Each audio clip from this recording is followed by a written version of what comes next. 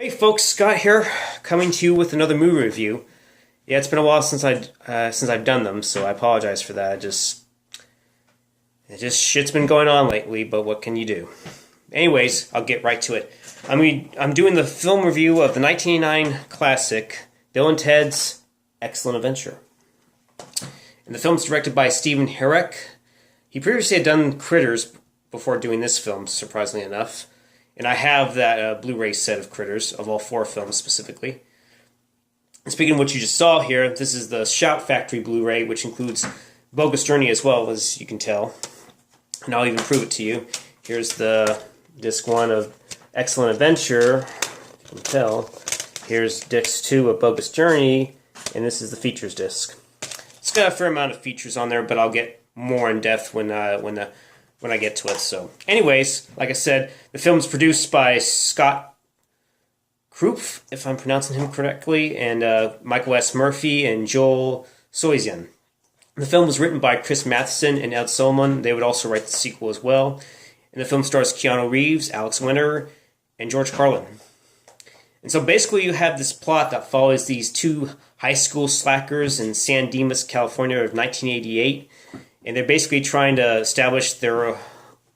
pursue their own dreams of having their own band. They name themselves the Wild Stallions. Like, I believe Ted is the one that they need a most triumphant video to land Eddie Van Halen. But according to Bill, Bill Winter's character, and Reeves is Ted. So anyways, Bill believes that they need some better instruments, and then somehow land Eddie Van Halen. Then they'll have a most triumphant video, if I recall that correctly. It's been a while since I watched it. But anyways, they also, while they're these guys, they're definitely fun to hang out with. You definitely could have a good time with, and maybe converse with them on some level. But they're definitely, as you can tell, not the brightest bulb of the brightest bulb and the sharpest tool in the shed. So yeah, which is why they're not doing so well in school, because they don't care much for their classwork. They're flunking history apparently, and this is very alarming to Ted's father, who's like the utmost discipline type of father. Because if Ted does indeed fail, he's going to send his son to Oates Military Academy School up in Alaska, which would definitely separate him from Bill. And this has come up in the future, as we learn in the very intro. A guy named Rufus, who is from this utopian future of 2688, about 700 years from 1988. He basically tells how San Dimas has changed quite a bit. It's very peaceful. It's most excellent and all that good stuff. People are loving it. There's no wars and all that good stuff. So basically, the supreme beings who are, I guess, at the head of this world, they basically have a way of time traveling and have the ability to do so. And so they have this little time machine that takes under the disguise of a phone booth. And they believe it's time to, help Bill and Ted pass by granting them this type of power and the ability to time travel and, get himself some historical figures. To ensure that happens, Rufus is sent there, of course, near a Circle K. Originally it was going to be a 7-Eleven, but 7-Eleven wouldn't let them use this. They probably regret it now, probably. And they basically, Rufus is, trying to convince them that they cannot be separated. These two beings, not two beings, but the two of them are definitely going to play a real big part of their future. In order to prove that, a second phone booth lands nearby, and the future versions of Bill and Ted come out, proving their identity. Like, they go like, what number am I thinking? 69, dude! And Ted's like, whoa! Eventually those phrases will definitely get cut into the Anglo-Saxon language, so to speak. But anyways, they actually convince the present Bill and Ted that they should definitely trust him. He's definitely for real. He's there to help and make sure that they pass that history report.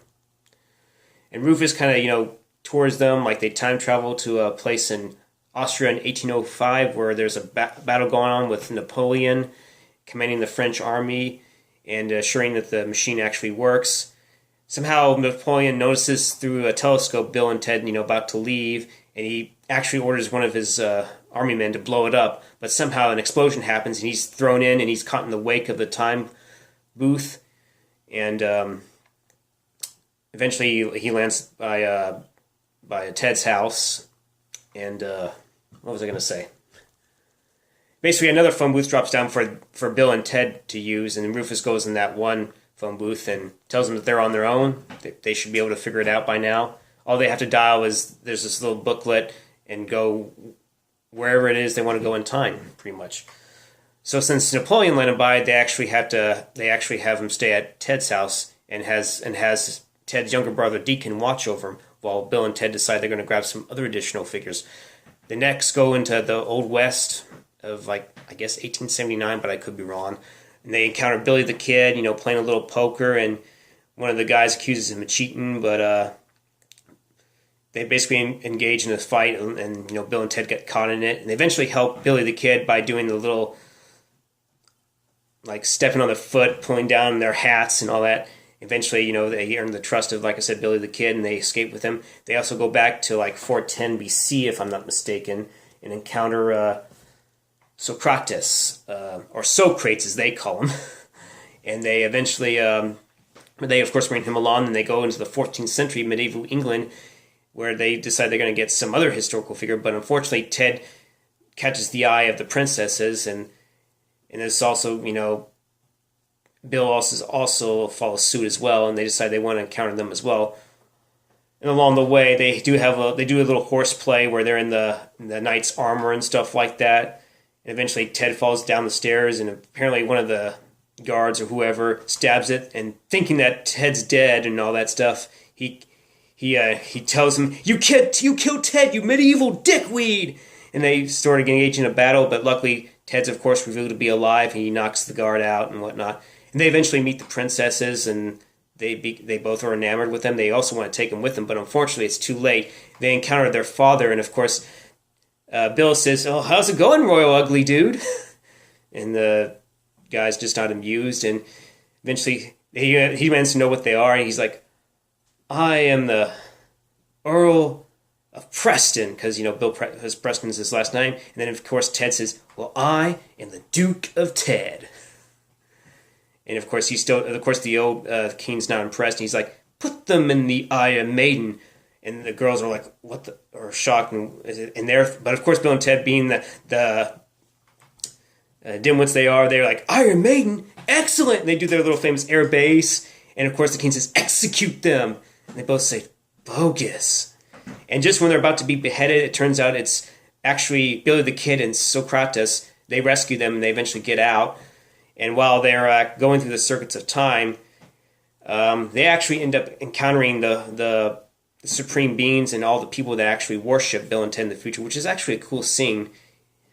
And then, of course, when they're about to leave, they also notice the antenna is actually damaged on the phone booth, and they have to eventually get it fixed. But of course, they're able to go through the circuits of time and grab some other historical figures. Like they grab Joan of Arc, and there's that cool rock song that plays during that time, which I thought fit the film very well. They also grab Sigmund Freud. They grab they grab Beethoven. They also grab Genghis Khan and Abraham Lincoln. And of course, they run out of space. But unfortunately, they keep going through the circuits of time for quite a while until one of them realizes that the antenna is broken. So they end up in San Dimas, 10,000 BC, I think. I could be wrong. And they eventually have to repair the antenna by using some gum that the historical figures, and I believe Bill and Ted themselves, were chewing up, so they can use it as glue to stick the antenna back together. And it does work. It sends them back, and where they actually encounter their previous selves earlier. And while that's going on, since Deacon's also having to watch over Napoleon, they also are at this bowling place. They eat this huge bowl of ice cream, and both Napoleon and Deacon do eat it. I think Deacon's friends who are with them also eat it too, and apparently Napoleon's the Ziggy Piggy, and they do that those annoying piggy voices, but it's fun. He also gets a chance to bowl, and of course Napoleon sucks at it. He actually, just throws himself on the floor, and the ball's just rolling going off. And he doesn't hit the pins, of course. He's like, yeah, and that's shit and subtitles. And of course, Deacon, gets tired of Napoleon, ditches him, and excuse me, my nose is itching. And eventually, the owner notices Napoleon and demands payment, and Napoleon's like, pay? And he gets tossed outside, and of course, Napoleon, says, idiot! And since he can't find Deacon, he ends up at the Waterloo Water Park, eventually, which looks like a fun place to visit if you are a fan of water parks. I haven't been to one in a long time, but it looks like fun. Gets a taste of it, and he actually likes doing it. Apparently, I guess this kind of... he gets an idea to maybe use it in one of his attempts to invade a country and whatnot. But anyways, while that's going on, Bill and Ted have returned their historical figures back to Ted's place, where he encounters his stepmom, who's just only a few years older than Ted. And earlier, it's kind of funny how Ted... Well, Bill... I think... Did I say Bill? Well, it was Bill's stepmom, but Misty, but she's only a few years older, like I said she was. Apparently, she went to the same school and is dating Bill's father, or married. It's not really clear if she's married or his girlfriend, but yeah, she's quite a character. And Ted was giving him shit. Hey, remember when she was, we were a freshman and she was a senior, and Ted's like, shut up, Ted. Hey, you remember the time where... And he's like, shut up, Ted. And it's funny how she was... Anyways, it's funny how he was giving him shit. And then apparently she tells him he has to do his chores, and eventually, most creatively, he gets his historical figures to help out, like Sigmund Freud vacuums, Joan of Arc does the dishes, Beethoven starts cleaning the windows very efficiently, and eventually they get to go to the San Dimas Mall, where basically this is their chance to interact what San Dimas is like to them, which is what their history project is telling them to do. And in order to, of course, pass, they have to get an A. Or an A+, I can't remember. But anyways, they end up also causing quite a commotion, like Beethoven starts playing on these electronic synthesizer and keyboards and whatnot for a good, awfully long time. And Joan of Arc, notices the aerobics class and actually pushes the instructor out of the way and starts doing her own. And then Genghis Khan starts beating the shit out of a mannequin and gets involved and does like a backflip on the cops while on a skateboard, jumping on the trampoline and all that good stuff. And Abraham Lincoln, it's basically his hat. They're asking for it back. He takes a photo, and apparently I guess he's supposed to pay. And he's like, no, I'm not paying. It's my fucking hat. Pretty much. But anyways. But yeah, and then of course, Socrates and Billy the Kid, they really don't do much except, Billy the Kid, shoots his gun up and whatnot. But they try to escape from the cops, and they end up on the hockey rink, and they try to get away, him and Genghis Khan. But eventually they all get taken away, and they're all locked up by Ted's father, who actually has signed him up to military school at this point. And they have to find a way to get their historical figures out. So they got there, of course, with Misty, and they actually have Napoleon with them. And they decided to play this little time travel game to somehow set up certain elements, like the keys. He's able to free them, and then eventually, when in the tape recorder, which actually has their voices, to kind of distract Ted's father from going somewhere so they can rescue them. And then then of course when the figures are getting out, Ted's father confronts Ted, but he then goes, trash can, remember the trash can, and the trash can falls on Ted's father with the Wild Stallion slogan on there. He's like, and he also puts down his father's keys and all that, and they get out. And right when the other presentations are done for the school projects, the teacher kind of technically decides to fail them because he doesn't think they're going to get there on time, but they actually do, just barely. And they have this rather impressive presentation where Billy the Kid introduces them and has some pretty cool rock music playing during that scene where we see Sigmund Freud kind of being the psychiatrist, because that's what he was, dealing with the insecurities of Ted's father and Ted's lifestyle, pretty much.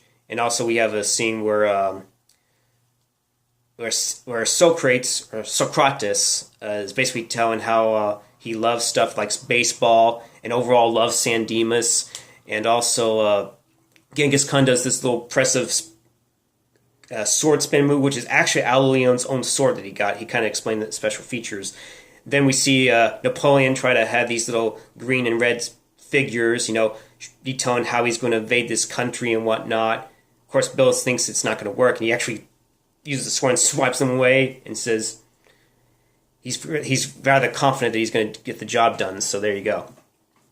And also we see a little montage where Beethoven is just playing and showing off his musical talents and whatnot.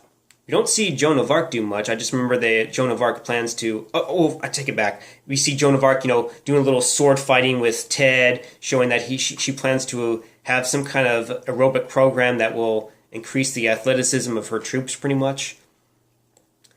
And then we see at the very tail end. We only saw Billy the Kid introduce Ted. Then apparently the last was Abraham Lincoln, basically saying, these figures are very unique, and he says that, remember, be excellent to each other. And, party on, dudes! One hell of a quote. And then they eventually all leave, and based on that, the crowd loved it, and they even light up their own lighters and whatnot, just to show that how impressive that presentation was. So eventually we learn that they do pass. We learn that we see the little video camera with Ted filming Bill. Ted filming Bill, and then Bill kind of films Ted, and then they go into this little in-depth conversation where, they really need to start playing for themselves. And then Rufus arrives again. This time he brings the princess with him in tow and assures them that he got to them in time before they married those royal ugly dudes, and that they actually are part of they actually become their future wives, actually. And they're also, not only that, they're also part of the band, too. They even sign a CD for Rufus's kids, because they're apparently huge fans of that group. Not only does he bring, and speaking of which, he also has another surprise for them. He brings them these 2 guitars to kind of help them jumpstart their band. And and Rufus actually asks them to, see if he can jam with them. And he actually shows that he can play a little, which actually sounds pretty good. Because when we see Bill and Ted play, and the other 2 people, they, play yet again terribly. And of course, Rufus is squirming like, they do get better, which they of course will. And that's basically how the film ends. So overall, it's a very fun movie. It's very engaging. The characters are definitely likable in this movie. What can I say what the cons would be? I mean, I guess you could say the cons would be is maybe the budget is low. You don't really get to see much of the future. You just see it internally. But for the production design, for what they had, it looked pretty decent, considering this was a low budget. And I'm trying to think what other cons there was to this film. I really can't think of any. Although it's a very fun movie that, the concept of this is kind of ridiculous, and how this got made into a movie is unbelievable. But hey, it was the 80s, and you can submit any kind of idea if it has some kind of flow to it and whatnot, and that's what it does. It takes a very unique time traveling concept, and we're using a phone booth to time travel and get historical figures so that we can pass the course and see how those historical figures would view the world of San Dimas today, which is what they were doing. It's kind of, that's why it's a comedy. That's why it's funny in a way. And I can't really say much of the pros other than that. Maybe the cinematography looked a little flat, to be honest, but it definitely improved upon the sequel, especially since the sequel had a much higher budget compared to this one. But it still used it to its advantage.